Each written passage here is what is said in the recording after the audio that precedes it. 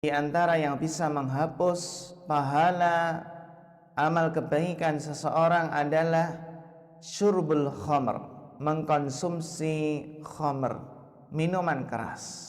Baik itu sedikit maupun banyak. Baik bentuknya berupa cairan ataupun gas atau benda padat, maka hukumnya haram. Karena Allah Subhanahu wa ta'ala telah mengharamkan segala macam jenis khamar di dunia dan menghalalkannya kelak di surga. Tentunya adalah sebagai ujian bagi hambanya dan juga melindungi kesehatan manusia itu sendiri. Sebagaimana dalam sabda Nabi SAW, siapa saja yang minum khamar maka solatnya tidak diterima selama 40 hari. Jika dia bertobat, maka Allah menerima tobatnya.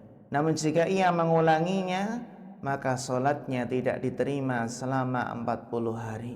Dan jika dia bertobat, maka Allah menerima tobatnya lagi. Dan jika dia mengulangi, maka solatnya tidak diterima selama 40 hari. Jika dia bertobat, maka Allah menerima tobatnya. Dan jika dia mengulangi yang keempat kalinya, Allah tidak menerima tobatnya dan memberinya minuman dari sungai Khobal. Ibnu Umar ketika ditanya tentang sungai Khobal ini, "Wahai Abu Abdurrahman, apa itu sungai Khobal?" Maka beliau menjawab, sungai Khobal itu adalah sungai dari nanah penduduk neraka. Bahkan ancaman yang keras dari Nabi SAW, ada 3 orang yang tidak akan masuk surga. Yang pertama adalah orang yang durhaka kepada kedua orang tua. Dan yang kedua adalah orang yang kecanduan minuman keras.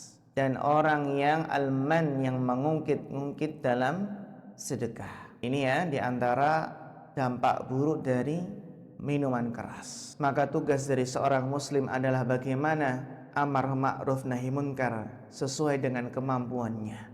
Barang siapa yang melihat kemungkaran, maka ubahlah dengan tangannya. Jika dengan tangannya dia tidak mampu, maka bisa dengan lisannya. Dan jika tidak mampu juga, maka bisa mengingkarinya dengan hati.